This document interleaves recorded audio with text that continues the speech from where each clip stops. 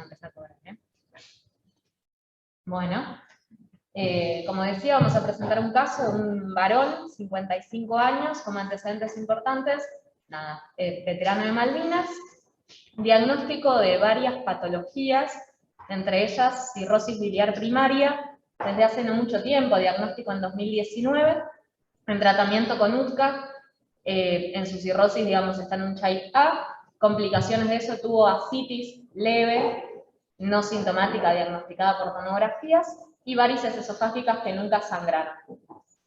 También tenía una esclerodermia limitada, un CREST incompleto, después vamos a ver imágenes, y otros antecedentes que tuvo, una sífilis secundaria ya tratada, diagnosticada en contexto de un síndrome de impregnación, TBC ganglionar, que hizo 12 meses de tratamiento con antiquímicos, muchas neumonías a repetición, que se interpretan en contexto de su inmunosupresión por sus otras enfermedades de base, y por todo esto también venía en seguimiento con neumo por una sospecha de una bronquitis obliterante. Y dermatológicamente también tenía psoriasis, el señor.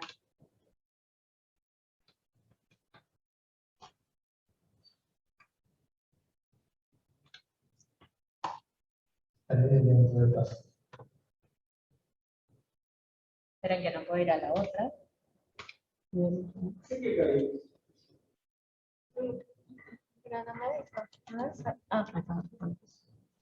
Bueno, vamos a hablar, a ver, la internación de este señor es por una infección respiratoria, un virus sincicial respiratorio, después vamos a hacer hincapié en eso, ahora vamos a hablar un poco de sus antecedentes y cosas que fuimos encontrando porque no nos quedaba del todo claro la historia del señor. En cuanto a su cirrosis biliar primaria, como dije, diagnóstico en 2019, el diagnóstico se hizo, tenía, bueno, unos anticuerpos mitocondriales, 1 sobre 320, es un título bastante alto, antimúsculo liso negativo, FAN también 1 sobre 640, y se lo había empezado a estudiar por este hepatograma. Antes de esto, el señor había hecho los 12 meses de tratamientos con antifímicos, había tocado algo el hepatograma y había revertido todo, salvo esta alteración permanente de la FAL. Acá, bueno, no puse fechas como para no llenar tanto de datos la diapositiva, pero todo esto es seguimiento que se vino haciendo con hepatología. Empezaron a sospechar que probablemente tenga algo más de base el señor, y en ese contexto fue este diagnóstico. Como pueden ver, la FAL persistentemente elevada, y empieza a bajar cuando inicia el tratamiento con el UTCA. Al señor se lo llegó a biopsiar, el resultado fue algo inespecífico, tenía un infiltrado leve inflamatorio y fibrosis en grado 2.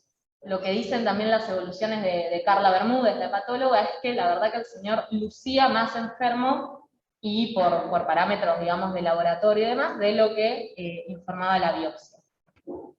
Y en cuanto a su esclerodermia, como dijimos, tiene un CREST incompleto. La calcinosis, la verdad que nosotros no se la encontramos. El fenómeno de Raynaud, claro, en las manos el señor lo refiere, ante el frío, cambios de coloraciones, de pálido a violáceo también llega a tener en algún momento cianosis, mucho dolor también, ahí creo que en la foto se puede apreciar. Alteraciones. Interrumpo, tenía en la puntita de los dedos erosiones como mordidas lesiones en mordida de rata. La punta de los dedos tremendamente indurados, porque son dedos puffy, ¿no? Indurados, acartonados. Y ahí abajo a la derecha se ve la foto, tenemos a Pilar, que bueno, no se ve, está tapada de Pilar, no, puede extender las metacarpos falángicos, que sea 90 grados. La médica, en cambio el paciente intentando hacer lo mismo tiene extensión prácticamente nula de la fibrosis cutánea que tiene en toda la cara palmar y radial de los dedos, ¿no? Tremenda esclerosis cutánea hasta más o menos los ojos. Bueno. Alteraciones esofágicas, interrogamos al señor, nunca refirió tener nada, lo de la esclerodactilia es lo que estaba mencionando Lucas, y las telangiectasias, ahí se ve bien a nivel de los pómulos, y a nivel tanto abdominal como en tórax también lo tenía el señor.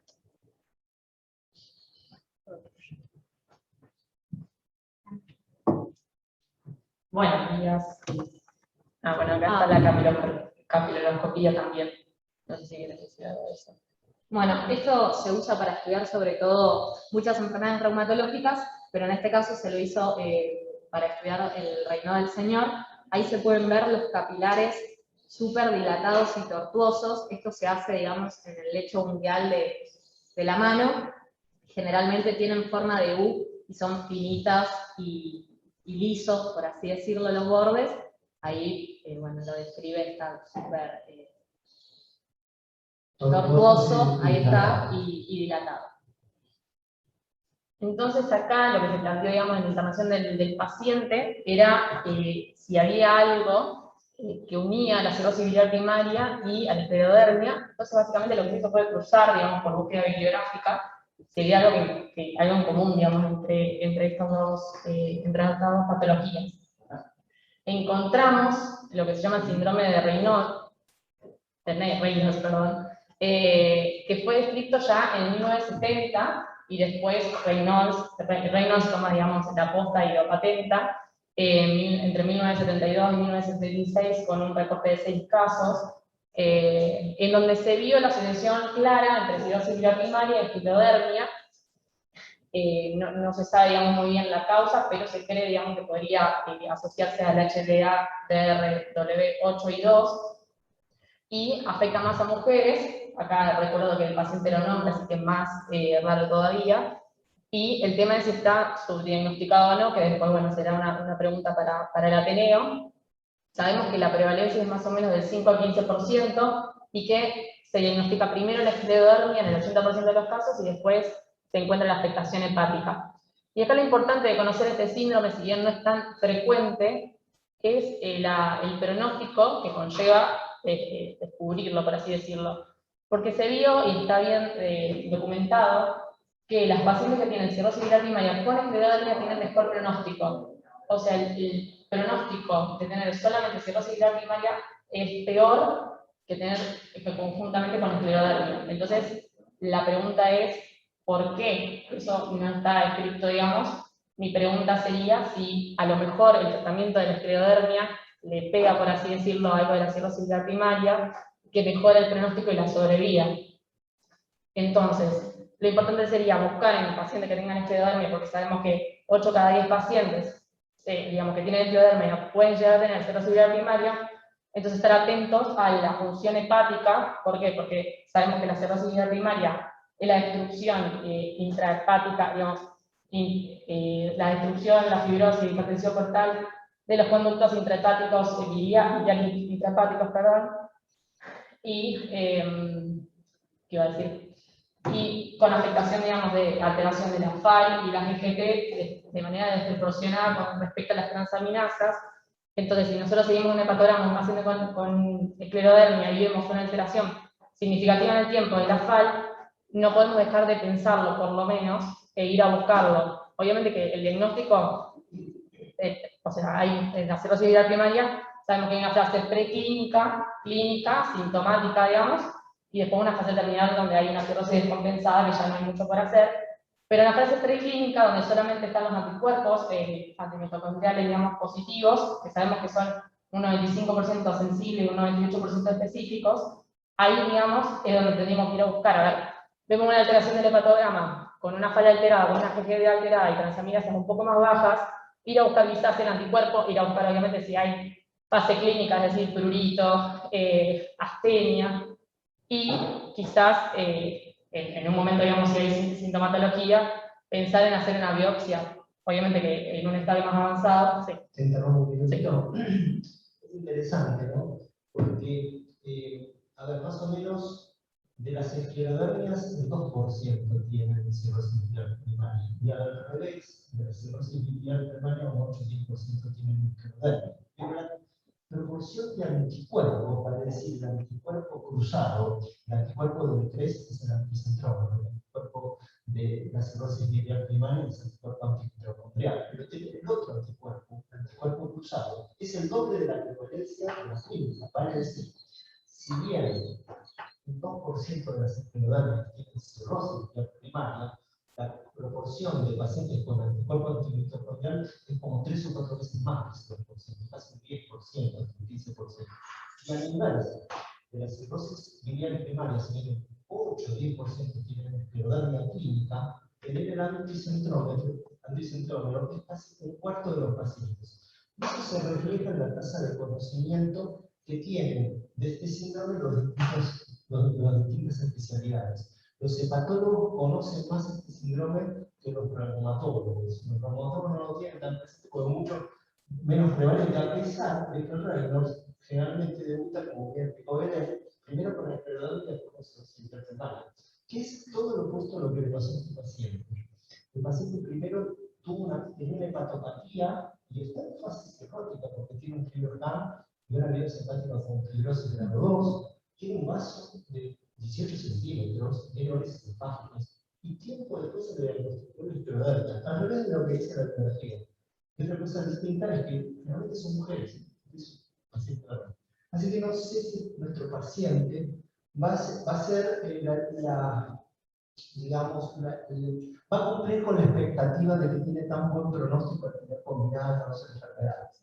Porque ya tiene un vaso de 18 centímetros, es un paciente que realmente progresa. Cuando la cirrosis llega a ese nivel, realmente es una enfermedad progresiva.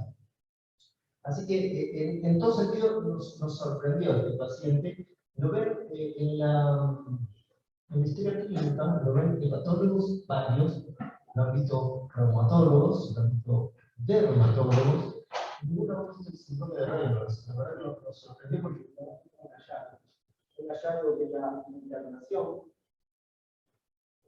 la internación, y está claramente en la literatura, que creo que vas a mostrar algunas, por poner algunas citas. Si uno pone síndrome de Reynolds, aparecen casos y casos y casos, como verán ahí, a propósito de los casos, a propósito de un caso, a propósito de dos casos. La verdad que es un lindo casito que estaría para que lo publicamos. Belén, bueno, ya se lo robó para el Congreso de la SAM, porque creo que la verdad que es un caso muy claro, de patología muy clara, y si bien es incompleto, también es muy claro en su imagen, ¿no es cierto?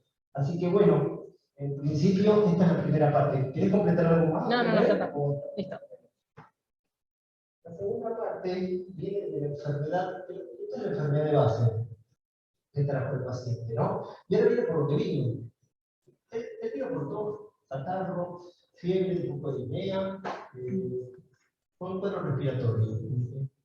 Él venía de una tuberculosis ganglionar, hace unos años tratada, 12 meses con 4 retrovirales, en el intestino,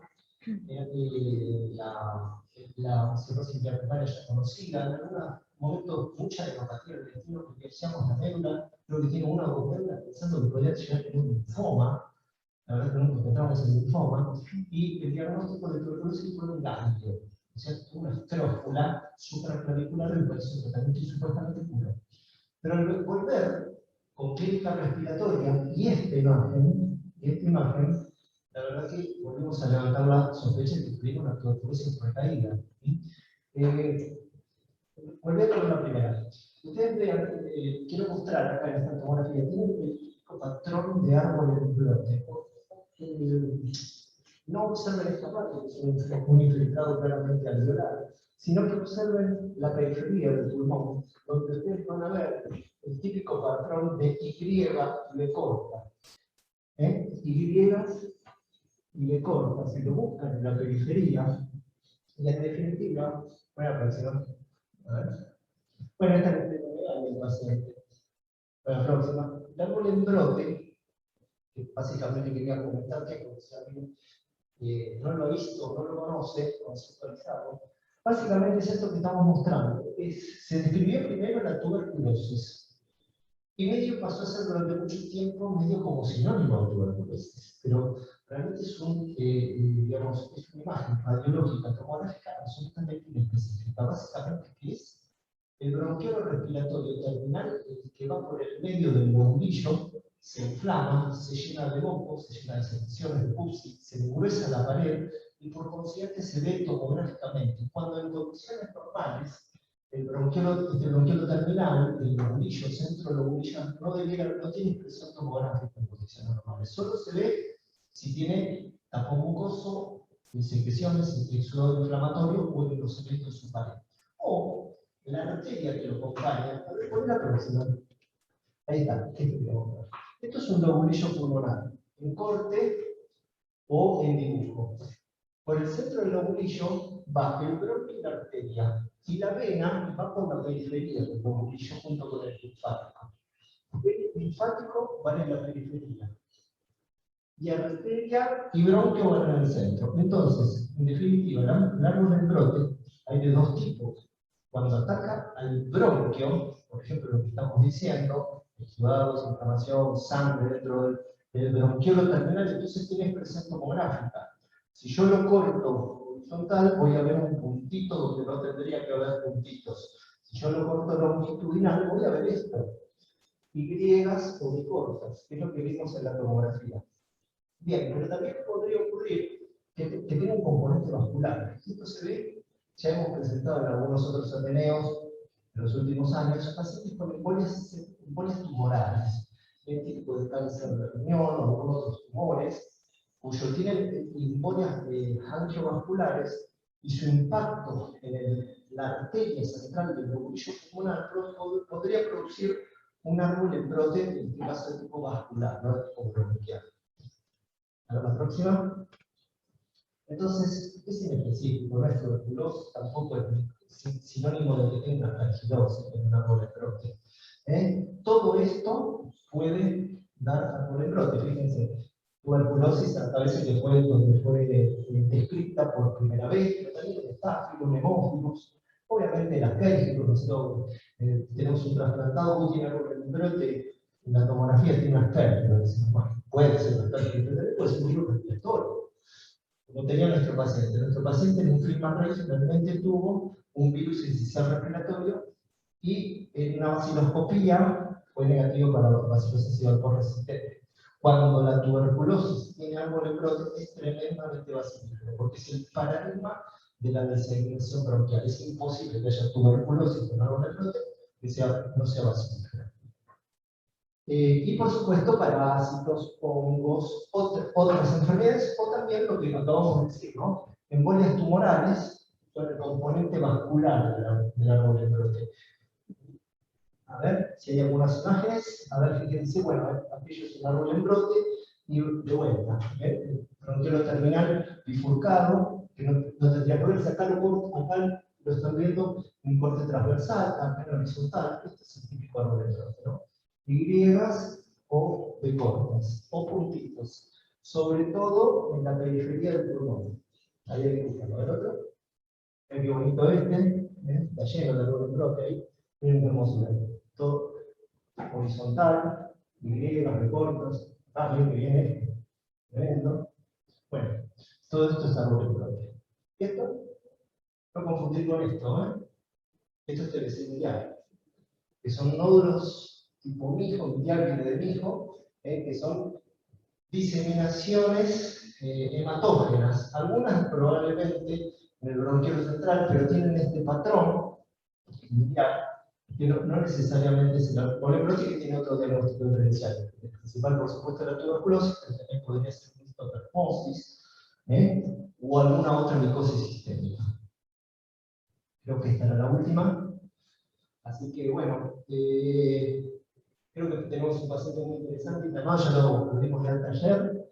No sé quién nos va a seguir a nuestro paciente, pero bueno, abierto con una y otra vez. Así que creo que lo tenemos que escribir, Belén, este paciente, más allá de presentarlo, porque da para una revista. Aparte tenemos múltiples lugares donde presentar una revista interna, una revista de reumato, una revista de hígado, una revista de general. Este lo hace.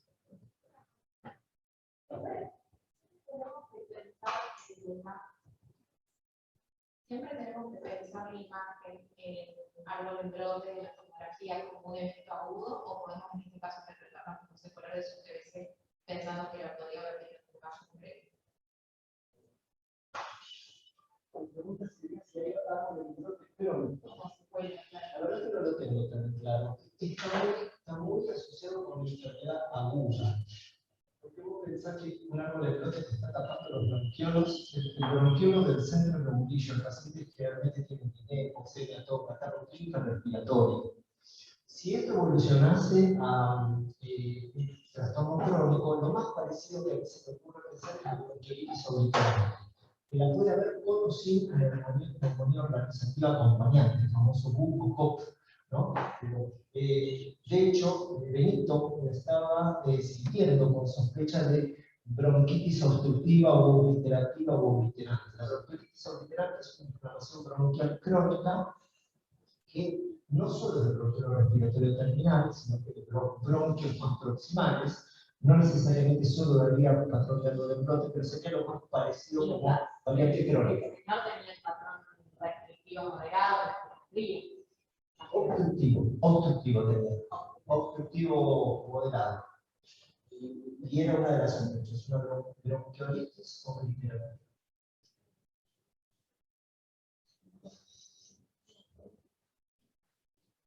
Bueno, ¿algún paciente más, chicos?